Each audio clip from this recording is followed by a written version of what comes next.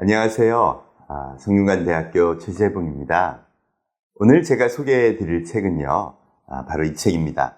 스마트폰이 낳은 신인류, 호모 사피엔스. 참 생소한 단어죠. 호모 사피엔스. 이 호모는요, 스마트폰을 의미하고요. 사피엔스는 우리 현생 인류, 호모 사피엔스라는 우리 현생 인류 학명에 해당됩니다. 말하자면 스마트폰을 신체의 일부처럼 쓰는 그런 새로운 인류다. 이런 뜻을 책 제목이 담고 있습니다. 그러고 보니 그렇습니다. 스마트폰이 나온 지 이제 한 10년이 좀 넘었고요. 어느새 전 세계 36억이 이 스마트폰을 쓰는 그런 새로운 문명의 시대로 접어들어 버렸죠. 이 책은 어떻게 해서 인류가 그렇게 되었는지, 또 지금 시장에서는 그로 인해서 어떤 변화가 있었는지, 그리고 앞으로 이런 새로운 변화의 시대에 우리는 어떻게 대처해야 될지를 가볍게 또 쉬운 용어로 설명을 담아놨습니다. 여러분들이 굳이 새로운 디지털 문명에 익숙하지 않더라도요, 이 책을 잘 보시면 현재 변화하는 모든 것들을 좀 이해하시기 쉬운데요. 책은 총 4장으로 되어 있습니다. 1장에서는 도대체 이 신인류가 어떻게 탄생을 하게 되었는지를 담고 있고요. 2장에서는 이런 새로운 문명의 특징이 무엇인지를 보여줍니다. 그리고 3장에서는 도대체 비즈니스를 어떻게 기획해야 되는지, 그렇다면 기존의 비즈니스는 어떤 방향으로 이 새로운 인류 호모 사피엔스를 잡을지에 대해서 얘기하고 있고요. 4장에서는 우리 대한민국 그리고 지금의 우리 시장 생태계가 과연 어떤 방향으로 갔을 때 이 엄청난 기회를 정말 새로운 도약의 기회로 만들 수 있을지를 얘기하고 있습니다.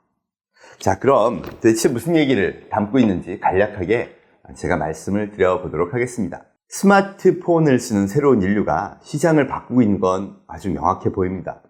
대표적인 게 사실은 이 BTS 같은 아이돌의 등장이죠.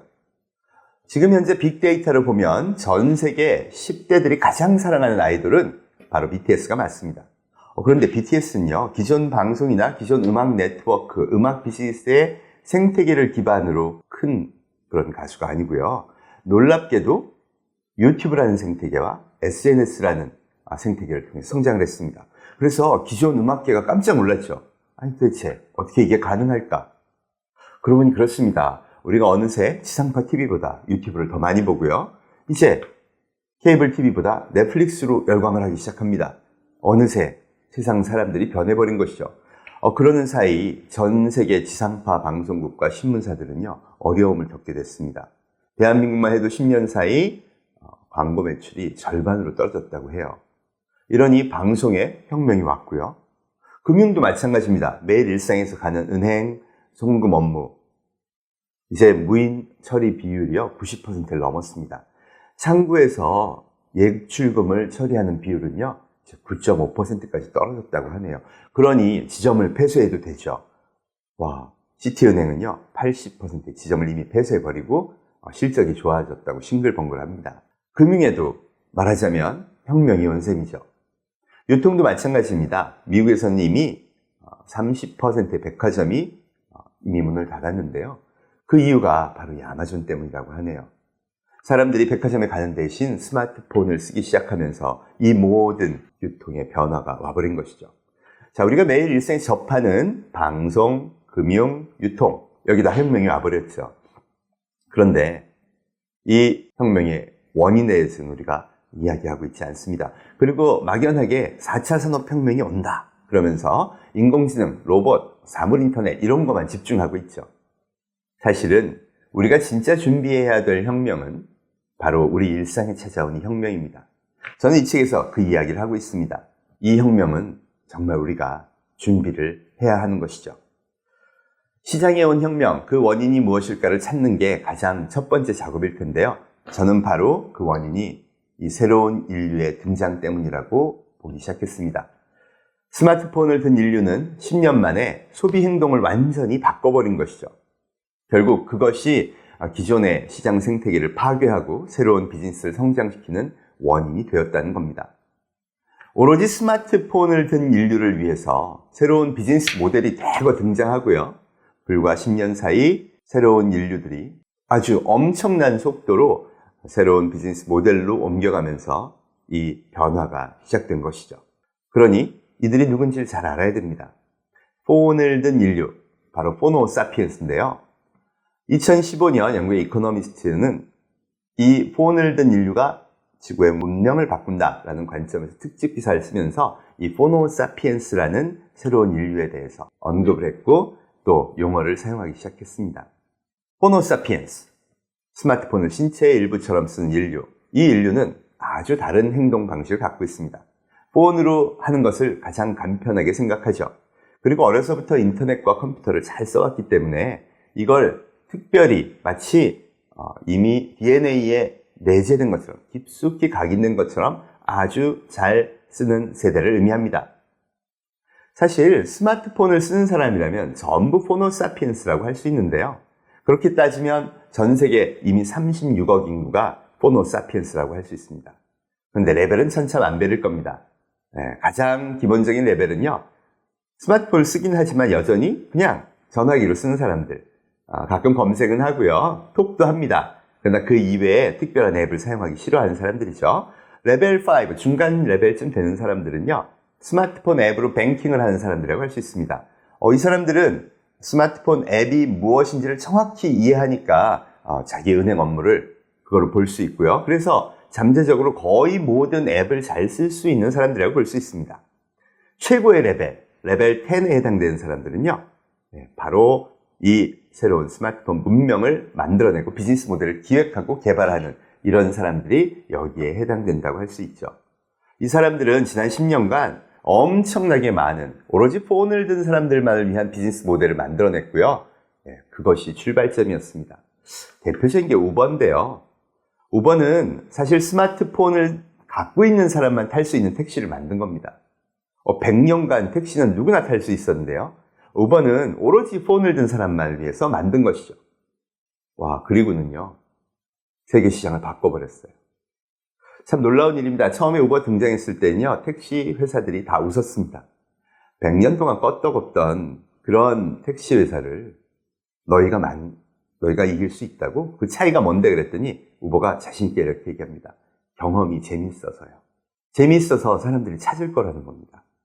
그리고 그 재미있는 경험이 스마트폰을 타고 SNS를 타고 퍼져서 전 세계인들을 사로잡을 거라고 했어요. 그래서 다 웃었습니다. 택시는 그런 비즈니스가 아니라고요. 그런데 게임하듯 즐겁게 경험한 이 우버의 재미가 SNS를 타고 퍼지고요. 불과 창업한 지 3년 만에 캘리포니아에 정말 인기 있는 택시 서비스가 됩니다. 택시 회사들의 매출이 30% 이상 날아가 버렸죠. 깜짝 놀란 택시 회사가 제소를 하죠. 당연합니다. 우리나라하고 똑같은 현실이죠. 2014년 미국 연방대법원에서는요. 이런 어마어마한 판결을 내려버립니다. 소비자가 원한다면 공정하게 경쟁하세요.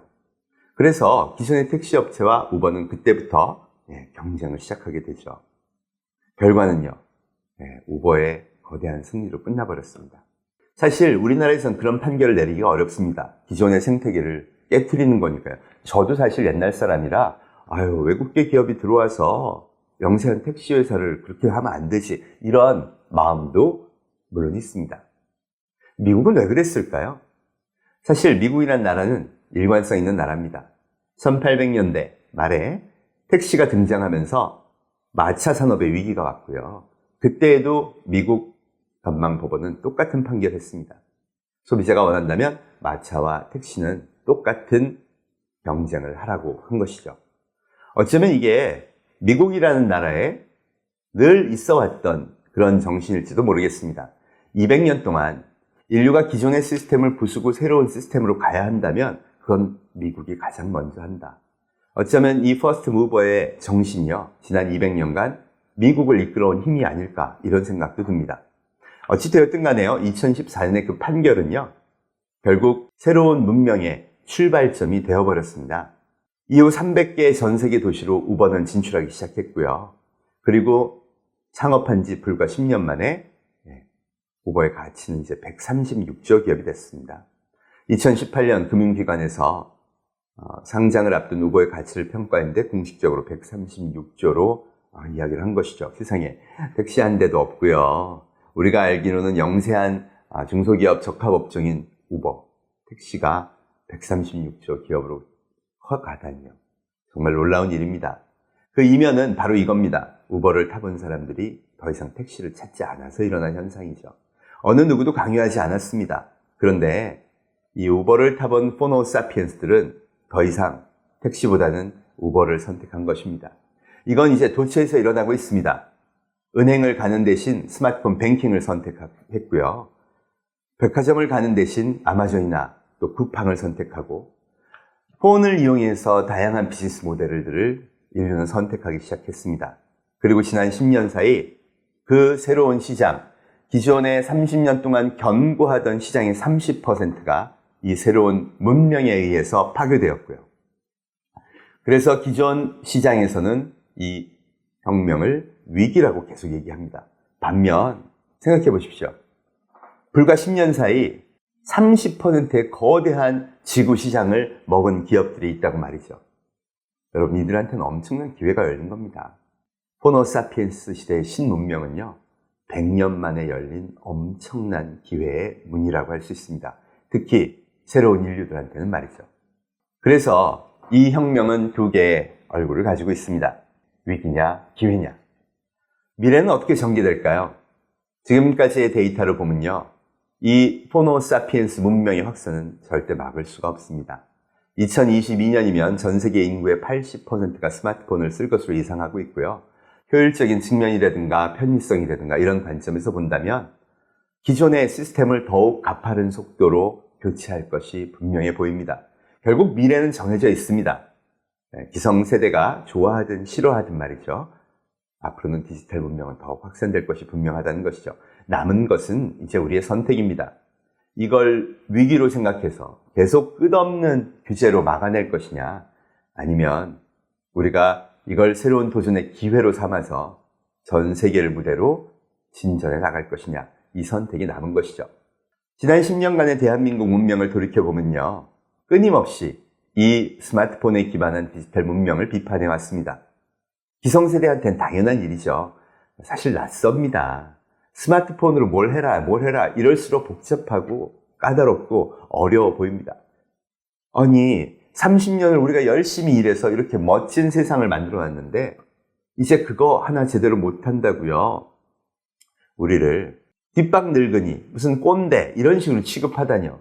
그 기분도 섭섭합니다. 그래서 특히 열심히 거부해 왔습니다. 그런데 이제 그럴 시기가 지난 것이죠. 문명은 이미 대륙에서 창궐을 했습니다. 대륙과 문명의 격차가 심해질 때 우리한테는 꼭 위기와 기회가 한꺼번에 왔었습니다. 그동안은요, 우리는 늘 위기를 만들어 왔죠. 200년 전 1차 산업혁명이 발생하고 서구 과학기술이 유럽 대륙에서 폭발적으로 상승할 때 그 서구 과학기술을, 대륙의 문명을 가장 먼저 받아들인 일본은요, 그것이 기회가 되어서 아시아에서 가장 강한 나라가 될 수 있었고요. 반면 중국과 우리나라는요, 그 대륙의 문명을 거부함으로써 정말 나라가 망하는 엄청난 위기를 겪을 수밖에 없었습니다. 대륙과의 문명의 격차가 급격하게 발생할 때에는 우리가 눈을 부릅뜨고 그들과 함께 보조를 맞추고 그들과 함께 경쟁력을 키워야 한다. 이것이 역사가 주는 교훈이기도 합니다. 우리가 그 길목에 서 있다고 할 수 있죠. 이 책은 그 내용을 다루고 있습니다. 우리가 지금의 문명 변화를 어떻게 봐야 할까? 다양한 데이터를 보여주고 있는데요. 이미 글로벌 시장은 완벽하게 호모 사피엔스를 표준 문명으로, 표준 소비자로 보고 전환하고 있습니다. 세계 10대 기업 중에 무려 7개가 실제 플랫폼이 호모 사피엔스만을 위한 기업으로 성장했는데요. 대표적인 게 스마트폰을 창조한 기업 애플, 유통의 대표 기업 아마존, 그리고 구글, 페이스북, 마이크로소프트, 알리바바, 텐센트 등입니다. 이들 7개 기업은요, 오로지 폰을 든 인류에는 관심이 없다고 할 수 있습니다. 그리고 그들은 무려 5천조의 자본을 지금 현재 투자받은 상태입니다. 여러분, 5천조의 자본이요, 가만히 있어봐. 호모 사피엔스라는 새로운 인류를 위해서 비즈니스 모델을 만들어 하고 투자가 되었다면 전체 세계 시장은 어떻게 움직일까요? 그게 지금 일어나고 있는 모든 변화의 핵심이라고 보시면 될 것 같습니다. 자, 그러니 대한민국도 이 호모 사피엔스를 표준 인류로 보고 준비를 해야 되는데요. 이게 만만치가 않습니다. 스콧 갤러웨이라는 뉴욕 유니버시티 스턴 경영대학원의 교수님이 더4라는 책을 썼는데요. 이 더4는 4개의 기업을 의미합니다. 애플, 구글, 페이스북, 아마존인데요. 이 4개의 기업의 성장의 비결을 책에 쓰고 있는데 그 내용을 읽다 보면 이 4개의 기업이 제공한 서비스를 잘 이용하는 사람이 바로 포노사피엔스구나 하는 정의를 얻을 수가 있습니다. 포노사피엔스는 그럼 어떤 사람이냐? 일단 스마트폰을 아주 잘 쓰는 사람입니다. 애플이 만든 것이죠. 지금의 인류 표준은 스마트폰을 쓰는 사람일까요? 아닐까요? 이제는 스마트폰을 쓰는 사람이라고 얘기해야 됩니다. 자, 두 번째는요. 스마트폰을 쓰는 사람이 표준이면 어떤 변화가 오느냐? 뇌가 변합니다. 그걸 만든 게 구글이죠. 지금 우리가 지식을 습득하는 방법을 한번 볼까요? 여러분 어떠신가요? 혹시 뭔가 궁금하다 그러면 옛날처럼 잘 아는 똑똑한 친구한테 전화해서 묻거나 하시나요? 아닙니다. 궁금이라는 기제가 뇌에서 탁 발생을 하면요. 바로 검색을 하고요. 검색이 일어나면요. 그 궁금했던 지식이 화면에 뜨고 저는 곧바로 그걸 다시 뇌에 복제를 합니다. 지식이 내 신체를 떠나지 않고 계속 복제되면서 내 뇌에 새겨질 수 있는 시스템이 완벽하게 갖춰진 것이죠. 여러분 이게 36억 인구한테 모두 똑같은 조건이 된 겁니다. 어마어마한 혁신이 일어나고 있는 것이죠. 특히 지금 G세대라고 불리는 1995년 이후 태생들은요. 검색도 유튜브로 한답니다. 여러분 영상으로 학습하면요. 텍스트로 학습하는 것보다 속도도 빠를 뿐 아니라 뇌에 인지되는 방식도 완전히 다르다고 합니다. 그러니 뉴런이 성장하고 생각이 바뀌고 새로운 생각을 만드는 프로세스도 뇌 속에서 완전히 달라지는 것이죠. 그러니 그런 세대들이 학습의 속도나 새로운 걸 만들어내는 방식을 보면요. 어마어마하게 달라진다고 할 수 있죠. 세 번째는 페이스북이 만드는 인간관계의 새로운 정의입니다. 페이스북이라는 기업은 SNS를 상징한데요.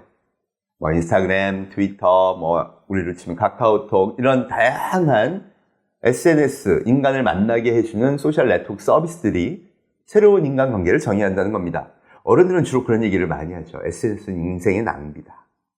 그리고 사람이라는 게 진짜 직접 만나야지. 그런 건 다 부박한 거다. 정말 그럴까요? 인류한테 있어서 만남은요. 지금의 인류를 있게 한 굉장히 중요한 역할을 하는 것이었습니다.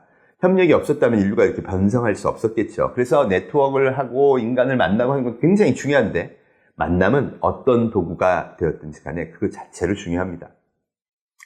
제가 쉽게 그런 말 하죠. 오프라인에서 만나면 다 좋은 거냐? 여러분 사기는 가장 친한 사람한테 주로 당합니다.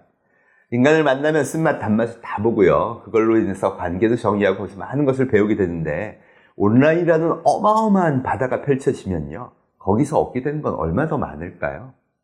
물론 부작용도 있지만 더 많은 혁신을 얻을 수 있게 되는 거죠. 네 번째 기업 아마존은요. 소비의 습성을 바꾼다고 합니다. 과거와 달리 요즘 젊은이들은요. 인플루언서의 영향을 많이 받는다고 하죠. 실제로 인스타그램을 보다가 저 사람이 입고 있는 거 나 좋아. 저 화장품 괜찮네? 이러면서 구입하는 비중이 굉장히 는다고 하는데요. 즉 무언가를 보는 순간 사고 싶다는 생각을 느끼게 만드는 것. 이게 아마존이라고 합니다. 자, 그럼 이런 인류가 표준이라고 한다면 우리는 얼마나 잘 만들 수 있을까요? 어떤 비즈니스 모델을 만들어야 할까요? 여러분 이게 자본이 요구하는 겁니다. 지금 현재 이런 표준 인류가 좋아하는 서비스를 만들고 제품을 만들고 유통의 방식을 만드는 기업들이 폭발적 성장을 하고 있고요. 우리는 안타깝게도 아직 그런 대응책을 못 찾고 있는 것이죠. 이 인류가 표준이라 그러면 대한민국이 혼란에 빠질 수밖에 없습니다. 여러분 상식은 어디서 많이 드러나냐 하면요. 자녀를 키울 때 드러납니다. 여러분 혹시 자녀를 키우실 때 어려서부터 스마트폰은 꼭 써야 되고 유튜브 많이 봐야 되고 소셜 네트워크를 친구들 많이 사귀어야 되고 또 게임도 인터넷 게임도 너희들 문명에선 필요하니까 꼭 해봐야 된다. 이렇게 가르치는 사람이 대한민국에 얼마나 있을까요? 우리 표준이 이렇습니다. 수능 볼 때까지는 스마트폰 사용 금지. 그러다 보니까요. 뇌는요. 엄청 어릴 때 활발하게 발생하고 성장하고 굉장히 지식을 많이 쌓는데 스마트폰을 못 쓰니까요. SNS고 유튜브고 아무것도 못합니다. 그걸 못하라고 부모가 강요하는 것이죠. 그래서 그쪽 뇌 발달은 못하게 되고요. 부모의 말씀을 잘 듣는 착한 아이일수록 어릴 때 수능 공부에 집중합니다. 네, 수능 공부 어떤 거죠? 70%는 암기죠. 예. 암기. 도대체 우리 아이들이 앞으로 얼마나 많은 암기를 필요로 할까요? 검색하면 다 나올 수 있는데 말이죠. 또 하나는 이제 문제풀이 기계가 됩니다. 어떤 문제를 잘 풀어야 좋은 대학에 갈 수 있다가 인생의 목표로 설정되니까요. 그래서 학원을 다니면서요, 끊임없이 문제풀이 기계로 전락을 하죠. 그래서 뇌는 어떤 문제를 객관식으로 답을 찾아내는 데만 집중하고요. 그 넓은 새로운 혁신적인 바다를 탐험하고 하는 데는 쓰지를 못하게 되는 것이죠. 그렇게 해서 성인이 됩니다. 물론 좋은 대학에 갈 거예요. 그리고요, 거기서 친구를 만나고 뭘 하긴 하겠지만 친구들이 좋아하는 SNS, 유튜브 이런 것들은 자기는 못했으니까 결코 또 끼어들기 힘들 겁니다. 그래서 일부러 폄하하죠. 엄마 아빠의 생각대로 저런 저질 문명에는 들어가고 싶지 않아요. 네, 그러면서 좋은 전공 공부를 하고요, 좋은 대학을 나와서 멋지게 사회에 입문을 하기 시작할 겁니다. 근데 이 친구한테는 분명한 제한이 있겠죠. 여러분, 세계 7대 기업은 이 친구를 절대 뽑지 않을 겁니다. 네, 인터뷰를 하면 이럴 테니까요. 구글의 유튜브 인터뷰입니다. 우리 유튜브에 회사에 오면 어떤 걸 하시고 싶으세요? 유튜브에서 최고의 유튜버는 어떤 배경으로 성장했다고 생각하시나요? 글쎄요, 저는 저질 방송이라고 생각합니다. 이렇게 생각하는 사람을 뽑지 않겠죠. 페이스북이나 애플에도요, SNS로 활동하는 건 부박하고 좋지 않은 문명이라고 생각해요 하는 사람을 절대로 뽑을 이유는 없을 겁니다. 우리나라 대기업은 어떨까요? 세계 7대 기업과 함께 호흡을 같이 하려는 대기업들은 이제 새로운 문명에 맞춰서 그런 비즈니스 모델을 막 만들려고 할 텐데, 그런 경험이 많은 친구 아니면 수능 문제풀이에 능했던 점수 기계들을 원할까요? 여러분, 답은 어쩌면 정해져 있습니다. 사실 스마트폰을 못 쓰게 하는 건요, 그에 따른 부작용이 굉장히 많았기 때문이고, 그건 명백한 팩트입니다. 그래서 어른들이 잘못했다고 할 수는 없어요. 그런데 명심해야 할 건 바로 그 뒤에 숨은 혁신성입니다. 이 스마트폰을 이용한 새로운 혁신을 이용하면 엄청난 인재가 될 수 있는 새로운 길이 열려 있는데, 우리가 그것마저도 그들한테 맛도 안 보여주고 막아버리고 있다는 거죠. 최근 유니스트를 졸업한 AI 엔지니어 한 명이요, 학부를 졸업하고 미국에 3억 5천만 원을 초봉으로 받고 진출한 친구가 있습니다. 김태훈이라는 친구죠. 뉴스에 나서 유명해졌는데요, 이 친구의 학습 방법을 보면 호모 사피엔스 시대에 어떤 학습이 가능하고 어떤 인재가 될 수 있는지를 보여줍니다. 어려서부터 소프트웨어에 관심이 많아서요, 그들이 많이 모여있는 SNS 활동을 합니다. 커뮤니티에 들어가서 그들과 소통하고요, 그들과 온라인으로 만나요. 그랬더니 유튜브 가면 이런 거 있어, SNS 보면 이런 거 있어, 학습할 수 있는 많은 사이트를 알려주고요. 그래서 거기 열심히 공부를 합니다. 학교와는 다른 길을 통해서 내가 더 관심 있는 분야를 깊이 있게 공부할 수 있게 만든 거죠. 그래서요, 수시로 해서 유니스트에 갔고요, 거기서 소프트웨어를 더 열심히 공부합니다. 그리고 이제 수준이 높아졌으니 전 세계가 노는 물에 가서 이제 발을 들여놓기 시작하죠. 소프트웨어 좀 아니까 그 사람들하고 대화할 그런 용기도 나고요, 능력도 됩니다. 그러면서 이 새로운 세계에서 만난 사람들이 이것저것을 보라고 합니다. MIT 교수가 하는 강의를 들어야 한다. 스탠포드 교수가 하는 강의를 들어야 된다. 이 새로운 문명에 대한 체계를 이해하려면 이런 걸 공부해야 된다. 그래서 열심히 합니다. 그리고는요, 한번 빵 터졌습니다. 뭐가 터졌냐? 바로 알파고죠. 소프트웨어 하는 사람들은 늘 그렇지만요, 알파고도 무려 80%의 소스 코드를 무료로 공개해버렸습니다. 그리고 커뮤니티에서는요, 와 신난다 그러면서 그걸 학습하기 시작했죠. 단 20%의 코드는요, 지적재산권이라고 하면서 비공개로 처리했습니다. 이 사람들 사이에 붐이 일기 시작했어요. 저걸 풀어보자. 김태훈 군은 여기에 심취합니다. 자기의 모든 지력과 프로그램 능력을 다 동원해서요, 이걸 풀기 시작하고요, 무려 20개를 성공적으로 풀어내죠. 그걸 커뮤니티에 뿌렸습니다. 그랬더니요, 알파고 담당의 책임을 한 구글 브레인이라는 회사에 제프 딘이라는 디렉터가 이 친구한테 다이렉트로 메일을 보낸 것이죠. 너 너무 멋진 잡을 했어. 나랑 같이 일하고 싶다. 우리 회사로 오지 않겠니? 안타깝게 이 친구 못 갔습니다. 23살 때 오퍼를 받았는데요, 군대 문제를 해결해야 돼서요. 그래도 좋았습니다. 이 친구 SNS에요, 자기 배지를 딱 걸었습니다. 제프 딘, AI계의 구루가 나한테 이런 메일을 보냈다. 그걸로 모든 것이 설명된 것이죠. 그리고 이 친구는 전 세계로부터 러브콜을 받기 시작합니다. 그리고 고른 회사가 오픈 AI. 전 세계 최고의 부호들이 도네이션을 해서요. 오직 인류 공영의 목적으로만 인공지능을 개발하지 않은 회사. 너무 멋지지 않나요? 여러분, 대한민국의 교육 시스템 그리고 우리 부모님들의 상식으로는요. 3,500만 원짜리 산업사회 인재는 계속 찍어낼 수 있을지 모르지만 이 혁신성을 이용하지 않으면 3억 5천짜리 만들 수가 없습니다. 그래서 부작용의 뒷면에 있는 혁신성을 봐야 하고요. 그 부작용을 이겨낼 수 있는 우리 그런 친구들, 그런 청년들을 대한민국이 키워줘야 합니다. 규제의 틀을 벗어내고요. 문명의 틀을 새로 잡아야겠죠.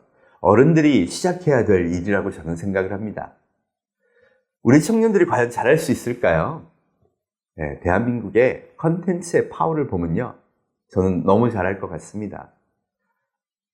SNS를 통해서 확산되고 있는 싸이라든가 K 컨텐츠가 그동안도 큰 힘을 발휘했는데요. 작년에 BTS가 만든 데이터는 너무나 막대하고 막강합니다. 미국 전역에서 음반 판매 2위를 했고요. 네. 그리고 그 어렵다는 빌보드 메인 차트 200에서 2번이나 연속 1위를 했습니다. 빌보드 긴 역사 속에서 외국 노래는 10번도 안 됐다고 하는데 말이죠. 전 세계 투어 콘서트를 했더니 10분 만에 매진이 되고요. 전 세계 팬들이 열광을 하게 만듭니다. 더욱 황당한 것은요. 이런 데이터를 만들어낸 BTS가 놀랍게도 데뷔를 유튜브로 했다는 겁니다. YG, SM, JYP라는 거대 기획사 소속이 아니었던 BTS는요. 방시혁 대표가 만든 빅히트 엔터테인먼트에서 데뷔를 준비합니다. 돈도 없고요. 백도 없고요. 네트워크도 없는 이 작은 회사에서는 방법이 없었습니다. 그래서 열심히 연마해서 2013년 방탄TV라는 유튜브 방송으로 데뷔를 하죠. 근데 믿었어요. 이 순진한 청년들이. 우리가 킬러 컨텐츠만 있으면 세계인을 매료시킬 매력만 있고 음악의 실력만 있으면 세계 최고가 될 수 있다. 여러분, 이게 말이 됩니까? 새로운 방송 체계에 권력이 아부해야 되고요. 많은 돈을 써서 광고해야 되고요. 그런 게 우린 상식이라고 배웠어요. 근데 아닙니다. 기존의 상식은 또 다 파괴합니다. 이 3대 대형 기획사가 성공 방정식으로 꼽는 게 이겁니다. 멤버 중에 한 명은 일본 사람, 멤버 중에 한 명은 중국 사람이 된다. 여러분, 7명 중에 그 흔한 교포도 없습니다. 영어 할 줄 아는 사람은 리더 RM밖에 없죠. RM은요, 영어를 유튜브에서 프렌즈라는 드라마를 보면서 배웠답니다. 그런데 너무 멋지게 영어를 해요. 여러분, 진짜 킬러 컨텐츠만 있으면요. 전 세계인이 사랑하는 시대가 열렸다고 BTS가 보여준 겁니다. 우리한테는 그런 전 세계 팬을 사로잡을 수 있는 그런 강력한 킬러 컨텐츠를 갖고 있다는 거죠. 그게 우리 잠재력에 숨어 있다는 겁니다. 저는 그게 우리 미래를 열어줄 거라고 기대합니다. 대한민국 지난 30년 어떻게 만들어졌나 봤더니요. 그건 정말 놀랍습니다. 1988년 서울 올림픽을 치르면서요. 대한민국은 정말 선진국이 되겠다는 꿈을 갖기 시작했고요. 그 목표를 일본을 따라 제조로 삼기 시작했습니다. 실제로 88년도 세계 100대 기업 중에 52개가 일본 기업이었고요. 탑 10 중에 8개가 일본 기업이었으니까 당연한 일이었습니다. 그리고 지난 30년간 정치, 경제, 사회 거의 모든 우리나라의 시스템은요. 일본을 벤치마킹한 채로 지난 30년을 그렇게 노력을 해왔고요. 거의 목표를 달성했습니다. 조선 세계 1위, 중공업 세계 1위, 철강 세계 1위, 자동차 세계 5위, 카우 오브 더 이어까지 만들었고요. 더욱 놀라운 건 노벨 화학상, 물리학상 하나도 없다 그러는데요. 그 분야에 꽂힌 나노공학의 핵심인 반도체 산업에서 저희가 세계 1위를 하고 있습니다. 세상에 그 화학과 물리학의 원조인 독일도 또 미국도 일본도 거의 포기 상태인데 말이죠. 여러분, 이게 대한민국 어른들의 저력입니다. 우리가 지금 은퇴하고 계시는 많은 분들을 뵙습니다. 그분들은 지난 30년간 어마어마한 성과를 이뤄냈죠. 1960년대 100불도 안 되던 국민소득, 1인당 국민소득. 여러분, 그게 아프리카 튀니지하고 지금 똑같더라고요. 거기서 태어나서 자기 손으로 국민소득 3만 불 시대를 열고 간 세대입니다. 100년 현대사에 비교할 대상이 없습니다. 그것도 오직 뭐로? 사람의 힘으로 만들었죠. 여러분, 대한민국 어른들은요, 기성세대는요, 위대한 세대 맞습니다. 그래서 더 지키고 싶어 하는지도 몰라요. 그래서 이렇게만 물려주면 다 된다고 더 믿고 싶어 하는지도 몰라요. 네.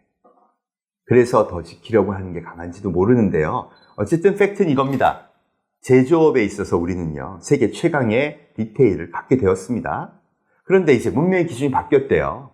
새로운 팬덤이 필요하고요. 팬들이 열광하는 그런 요소들이 필요하고요. 거기에 스토리가 담겨야 한답니다. 우리 어른들이 해본 적이 없는 것들이죠. 그런데 그 가능성을요, 이미 BTS가, 이미 다른 K 컨텐츠들이 다 보여줬습니다. 우리한테는 그게 있다는 것이죠. 그러고 보니 특이합니다. 여러분, 유튜브 생태계 미국이 만들었고요. 표준 언어 영어인데요. 왜 그것만으로 성장한 최고의 아이돌 가수는 미국 가수가 아닐까요? 왜 중국 가수도 아니고 일본 가수도 아니고요. 뜬금없이 대한민국 가수일까요? 이게 우리한테 숨겨진 잠재력이라고 저는 생각합니다. 이 두 개가 만나면 어떨까요?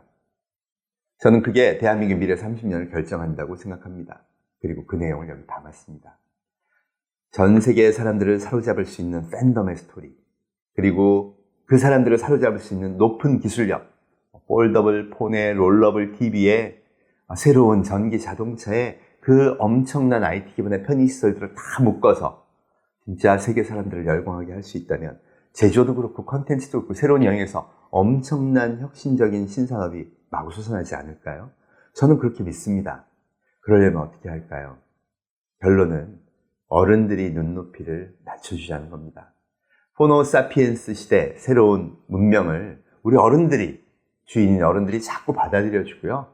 그 턱의 문턱을 낮추고 세계와 문명의 수준의 높이를 맞춰서 앞으로 미래를 준비한다면 훨씬 더 넓고 아름다운 세상이 우리를 기다리고 있지 않을까 이렇게 생각을 합니다.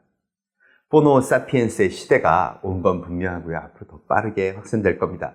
대한민국 100년 만에 열린 기회의 시간을 맞았습니다.